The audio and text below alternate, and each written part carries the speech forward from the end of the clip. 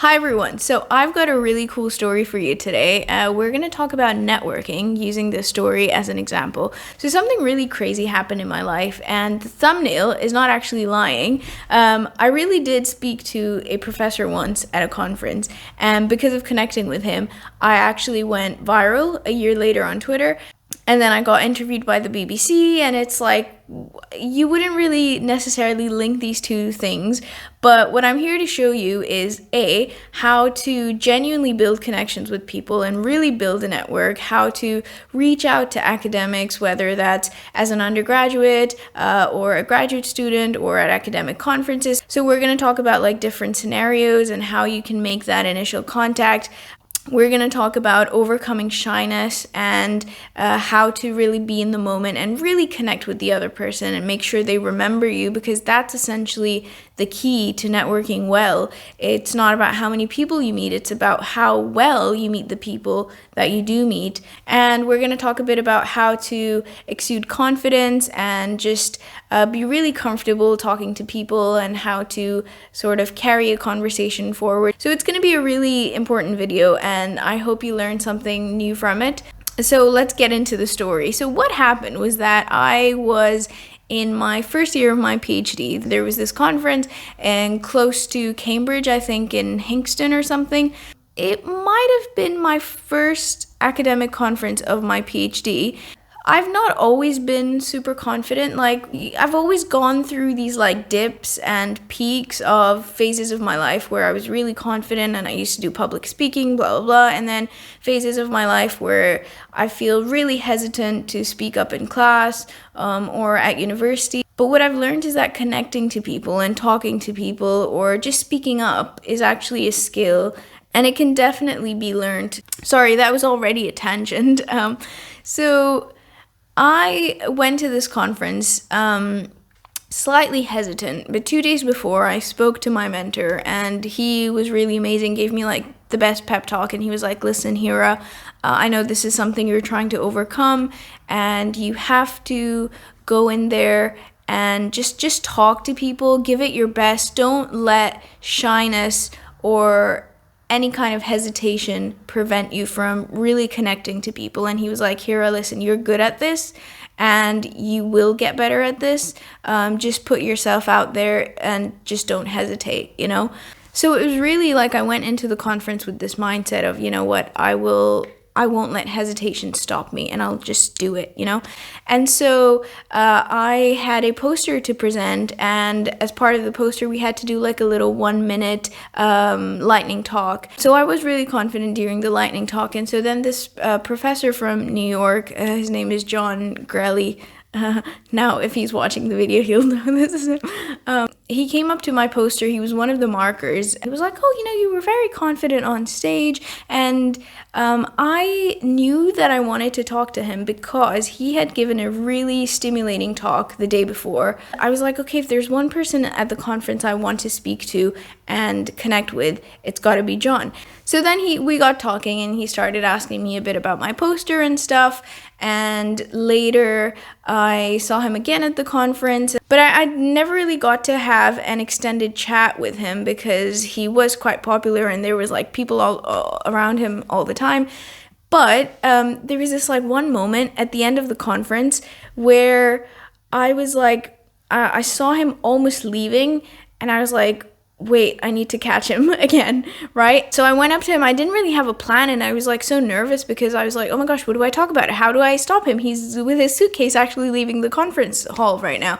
And it was like a now or never moment, and I just stopped him and I was like, oh, hi, John, are you leaving now? And because I didn't know what to ask, I was like, okay, let's use the poster as an excuse. And I was like, oh, how did you like my poster? And what do you suggest? How do you think it can be improved? And I doubt he even remembered what my poster looked like because he'd marked like hundreds of posters, but I think he sort of sensed that I was asking him like, oh, why didn't my poster win? Could it have been better, or how? And then I asked, oh, where are you headed? And turns out that the conference, because it was slightly south of Cambridge, they were taking everyone on a bus to Cambridge, and then from Cambridge everyone would catch the train down to London. But we were already closer to London than Cambridge. And I was like, oh, there's just a train close to the campus, and you can just go to London straight from there. And suddenly he's like, oh, are you going that way too? Okay, I'll just come with you. And I was like, what? Oh my gosh, am I like, we're traveling together now to London? I hadn't done this sort of thing before, so I was like, oh sheesh. And anyway, so we set on the journey, and he's literally broke away from his entire group of professors that were going up and then came with me to London. And I was like, this is so cool. And we got on the train, and I was like, oh my gosh, now I have an hour and a half or something. What do we talk about? And all of that stuff. Okay. So this is where the key thing comes in, right? So on that train, I was like, I don't really want to talk about like science right now, or maybe we'll talk a little bit, but I was like, no, I just want to have a chat with another person who seems quite cool, who's from New York. You know, I'm living in the UK. I think that conversation on the train was probably one of the best I've ever had in my life. It was just so fun and natural, and all of my, like, we got on really well, and then all of my sort of hesitation and nervousness sort of just evaporated, because I was like, okay, I'll just be myself, and I'll convey who I am. We realized the world is so small, because my dad works in Ireland, and he was from Ireland, and his mother worked in the same hospital that my dad worked, and we were like, oh my gosh, what the heck, you know? Yeah, so then we started talking about our hobbies, and I told him about my juggling, and then he like followed me on Twitter later, and I followed him back. So basically, because of our like following each other on Twitter, I uploaded a video of me juggling to Irish music, and he, being Irish, retweeted that.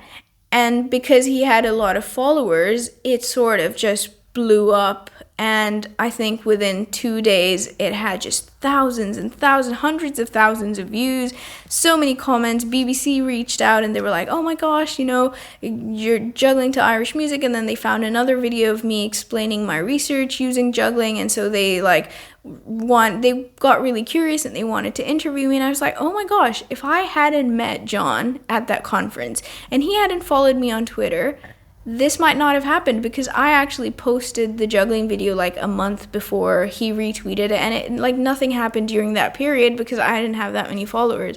But because of him retweeting it, this whole thing sort of set off. So I was like, oh my gosh, that's how important that connection was at the conference.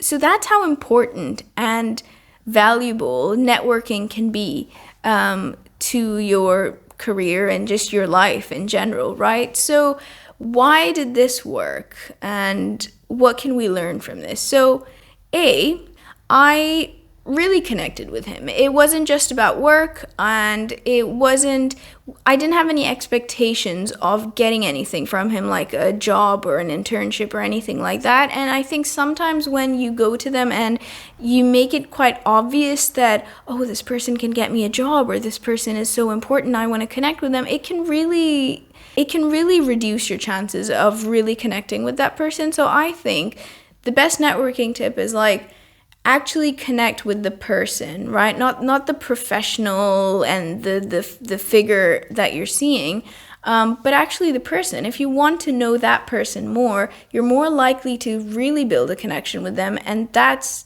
going to be like a solid network. If you then need any help, they'll be more willing to give it. I went in there without sort of any expectations, and so that's why I could also be more genuine, and I could also just let the conversation flow rather than always directing it to, oh, you know, can I do an internship with you or something like that. So the other thing was that it wasn't just like a 5-minute, you know, speed mating people and just being like, hey, here's my business card and add me on LinkedIn, blah, blah, blah. And you think you've built a network, but that's not really a network. They still don't know you. You don't know them. They'll be less willing to help you because it's like, who are you to them? Just some random person they met at a conference, you know? So what I'd recommend is like doing a few people, but really building a connection with them. So I, you know, for example, just met 2 people at the conference. One was John, and one was a postdoc who I sat next to her. I had lunch. I had a long conversation with her. And again, we followed each other on Twitter. And then even now, if I need some help, I will, you know, tweet her and be like, oh, hey, do you know this technique or blah, blah, blah. And she's super helpful about it, you know? The other thing is emailing afterwards. And so once we had this whole conversation, I also emailed him later and I was like, thank you so much, for the awesome chat. And it was so nice to talk to you, etc. And then he sent me a reply, and it was so funny because he sent me like a protein structure of a histone marked chaperone, which is like histones are what I work on in cancer, and there's this histone chaperone that's called Hira, Hira, literally the same spelling as me. So it's just like he found it absolutely hilarious, and this wasn't planned. I only found out during my PhD. I was like, oh, the protein I'm working on is carried over by Hira. That's just one of the weird coincidences of my life. So that's sort of how to build a network at conferences, right? What about some general networking tips? So I think one of the problems is obviously being shy and not being confident, sort of just hesitating to talk to people. And of course, when you meet someone new, there is always that hesitation. How can you make yourself look and feel more confident? I think one thing people don't mention that much is smiling. When you smile, you instantly look more confident, and because you just seem like you're at ease and you can enjoy the moment, and you can only really do that if you're not anxious and you're confident. So just smile. And then I'm sure you've heard of those theories where when you smile, you then trigger yourself to actually feel happy and confident, So smile, start by that. The other thing that always helped me is to really be extra present in the moment. So I've realized that we get most anxious when we are focusing on ourselves and we're really in our head and we're perceiving ourselves, like we're seeing ourselves from an outside perspective, from that person's perspective, or like our own perspective, and we're really judging ourselves. That's what drives that anxious feeling that you feel.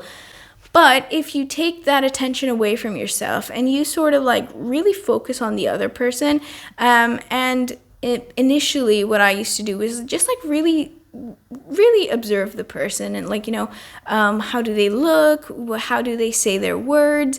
Everyone has slight different accents, and I found it really don't be a creep and stare them down, but it's just direct your focus towards them a bit more and sort of observe them a bit more than you normally would, because it's sort of your brain power is limited, right? So it takes focus away from you. But again, don't be a creep, please. Just be normal.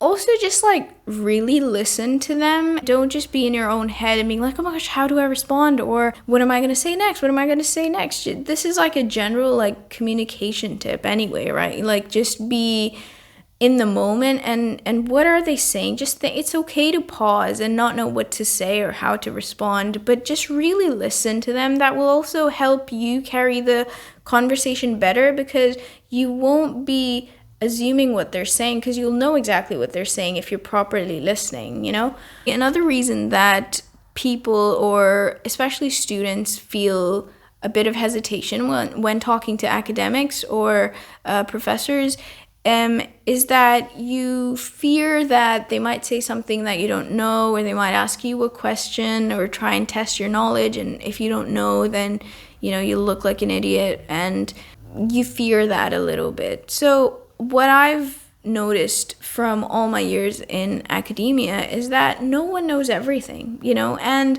most professors also realize that they don't know everything, and they don't expect students to know everything. So I think within academia, at least, I'm very relieved to see this sort of humility, and I've seen really top professors just saying, oh, I'm sorry, I've not heard of this. Or can you explain, oh, I don't really get that part. They're not ashamed to admit that they don't know something. So I think if professors can do that, then surely you can also feel okay not knowing everything. And so if something does come up in a conversation that you don't know, just say, oh, well, I'm sorry, I haven't really heard of that, and they won't judge you. It's very likely that they won't judge you. Okay, so last thing I wanted to talk about was what are the concrete steps that you can take to actually approach a professor when you're at university, for example, as an undergraduate or a grad student. So what I used to do so during my undergrad, there was parts of this time where I felt really hesitant to actually speak up in class. And so, I would always actually keep my question till the end and actually go and speak to the professor in person. But what that happened was that we then could have a proper conversation, right? Rather than question and then them replying, we could actually have a back and forth. So they got to know me a little bit because of that. So if there's one professor that you want to connect to, you can go up to them after their lecture, ask them a question you had, just ask them for more detail. Once I remember I had these lectures, like other people were asking questions, but I didn't really have a question that day, but I just went up to them and I was like, I'm just going to stick around because I really love this topic and I want to keep talking about it and hear what other people are saying. So I was like, I'm just going to stick around. And they really liked that because they were like, she's actually so excited about it, Yeah, you can also email them. So I, for example, emailed one of the lecturers and I said, I have some questions about your lecture, and I think a half-hour meeting with you would be more efficient for me to understand this. Are you available at any time? And then I went and I saw them during their office hours, A lot of students don't make use of office hours. Like whenever I've gone to a professor's office hour, it's just they're sitting alone, poor them. So when you do go, they get really excited. So do that, make your professor's day. Other ways you can approach them is just ask them something like, would it be possible to meet for a coffee to discuss career prospects in this field, or just your experience of being an academic or anything like that. And also, I think at undergraduate level, at least, a lot of professors want to keep that sort of professional boundary, so they might not agree to go out to coffee with you. If you have a cafe in your campus, they might, but a lot of times they might want to see you at their office, and that's okay. So keep it professional. You're not going there to be their buddy, but sort of, they are your professor, so it's a very they're your mentor. It's a very pastoral and caring figure as well, because they do care. They are invested in your career and potential, to some extent. So it is a really nice relationship, actually, of a professor and a student. You can also, once you develop that connection, you can say I would love to learn more in this field. Do you have any availability of a summer internship in your lab? And that's actually how I found my undergraduate research project, was that there was this one professor and I absolutely loved her lectures. I loved her research. And so I would really go and talk to her after lectures quite a lot. And then I was like, I am really interested. And she got to know me more. And when you ask questions, they can sense that, you're thinking. And so then I asked her, do you have an undergraduate project available? And she did. And then I ended up working with her. So it was really nice. As a graduate student, actually, one of the biggest weapons you have is your supervisor, because your supervisor knows a lot of people. So you can get your supervisor to actually introduce you to a lot of people. So, for example, my supervisor here at Oxford, he's introduced me to so many people, and he'll literally write an email and be like, Hira, a talented student in my lab. And he's so kind, he will always say, a talented student. He says that for everyone in his lab, I'm sure. It's nice to be introduced that way. So use your supervisor's help. They have a lot of connections that you can build, and even at conferences, for example, you can sort of tag along a little bit with your supervisor and sort of get them to introduce you to other people. But of course, if you can learn to do this on your own, then that's absolutely great. So yeah, this was sort of long-winded, but I hope it was useful. And do ask more questions on my Instagram. If you're not following me there, it's Oxford_juggler, also Oxford_juggler on Twitter. So yeah, just write to me. Also, just thumbs up, this video, and just comment. And I would really be very grateful if you could engage, because obviously, the more engagement a video gets, the more YouTube actually shares the channel with other people. So if you found it helpful, you can actually help spread the word and get more people to find this video by engaging with it, right? So yeah, keep asking me questions, and I really enjoyed making this video. I hope you enjoyed it as well, and stay tuned and do subscribe if you haven't already. Take care and see you in another video.